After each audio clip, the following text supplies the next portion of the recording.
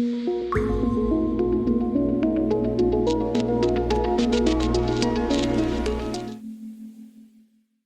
older and younger people form meaningful relationships, this year, for the first time ever, there are more people over 60 in the U.S. than under 18. That milestone has brought with it little celebration. Indeed, there are abundant concerns that America will soon be awash in a gray wave, spelling increased healthcare costs for an aging population, greater housing and transportation needs, and fewer young workers contributing to Social Security.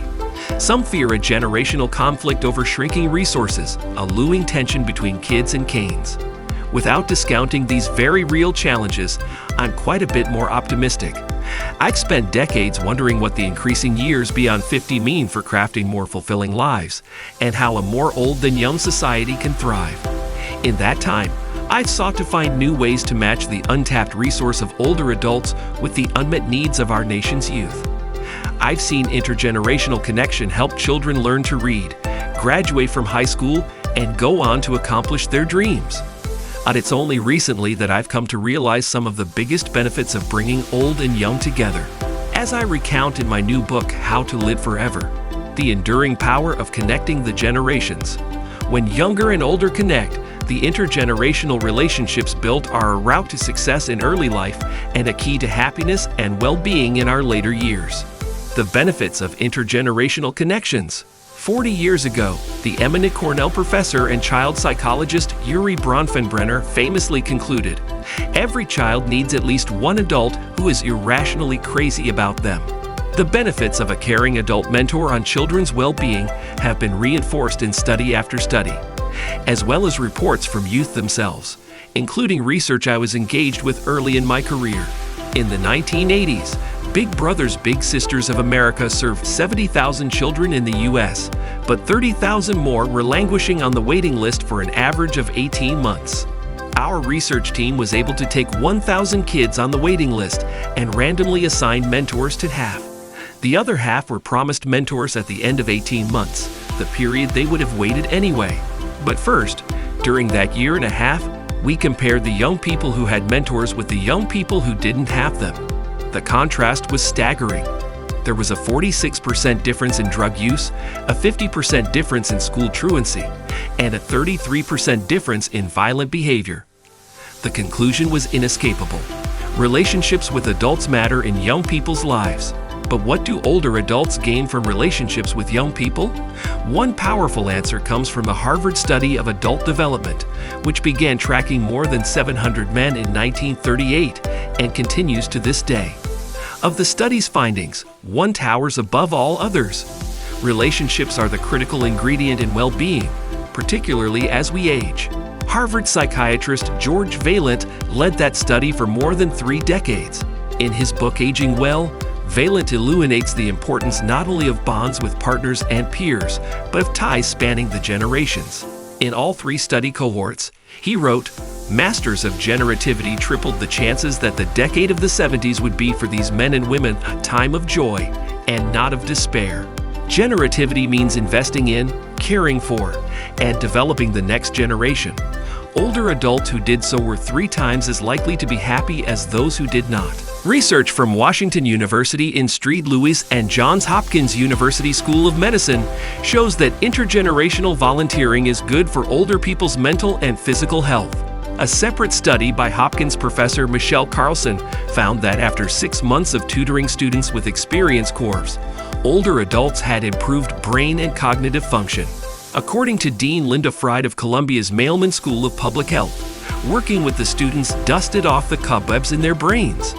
Today, an accumulating body of research on purpose, generativity, relationships, and face-to-face contact suggests that engagement with others that flows down the generational chain may well make you healthier, happier, and possibly longer lived, becoming masters of what matters.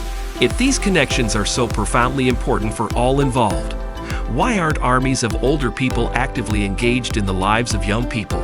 The answer lies in a wide array of societal changes, some progressive, others less so, that have taken place over the past century. the recognition of childhood as a distinct life stage, a viewpoint reinforced by innovations like universal schooling in institutions like orphanages, high schools, and even the Boy Scouts.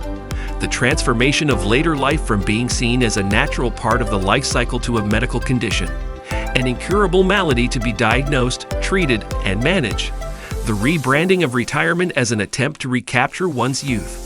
The rise of age-segregated, seniors-only sunshine cities that have come to embody that new norm for the golden years. These cultural ideals and institutional arrangements have served to stymie ties between the generations and seed many of the challenges we face today. In a single century, we have gone from one of the most age-integrated nations on Earth to its mirror opposite. So how can we turn things around? How can we find new ways to do old things, to rediscover the joys of intergenerational connection? Dozens of social innovators are working to answer that question. In the arena of intergenerational housing alone, the Treehouse Foundation in East Hampton, Massachusetts, brings foster and adoptive families and older adults together in a supportive, intergenerational community of about 100 people.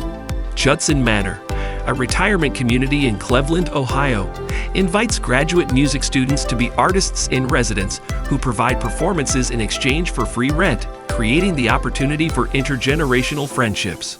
And Nesterly matches older homeowners in Boston with room to spare with college students willing to help out with chores in exchange for reduced rent. But you don't have to wait for an innovative solution to come to your town to get involved. Here are a few ways to prepare for a generative future filled with purpose and love. First, accept your mortality. As the Onion headline proclaims, world death rate holding steady at 100%. We need to accept that life is a journey with a beginning, a middle, and an end, and that is how it should be. But by knowing how we'd like to be remembered and acting accordingly, we have the chance to see past the illusion of remaining young forever. Plant some new seeds, give away what we've learned, and foment hope in the next generation. Prepare for a new life stage. Rather than running from the generative purpose of your later years, embrace it. Take this stage of life beyond midlife on its own terms, as a time with its own integrity. It could last 30 years or more. It's worth spending the time to think about what matters most to you in this period and preparing for a new course. Combine purpose and a paycheck. Many people need and want some. Combination of paid work and new purpose as they head into the period opening up beyond the middle years. Get proximate. Be conscious of your choices around housing, work, activities, religious congregations, and the other places where you spend your time. It's difficult to create intergenerational relationships when you're segregated by age. As my colleague Marcy Alboher advises, collect younger friends with a vengeance. One of my mentors, John Gardner, Lyndon Johnson's Secretary of Health, Education, and Welfare and a remarkable social entrepreneur, used to talk about how easy and seductive it is to be interesting.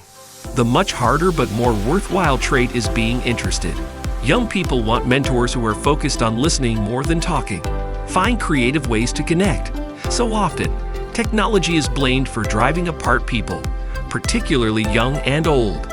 But there are ways to use technology to connect across distance and generations, and actually feed face-to-face connections.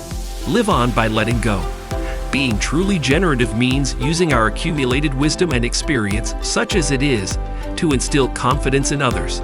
Help young people embrace risk and failure as the best route to learning, and do whatever it takes to find their own path to their destination. Whatever you do it with love. Planting, tending, and bequeathing to the next generation is the essential human project, one we've long understood, yet let slip over the past half-century. Our task is not to try to be young, but to be there for those who actually are. If you enjoyed this video, don't forget to give it a thumbs up and subscribe to our channel.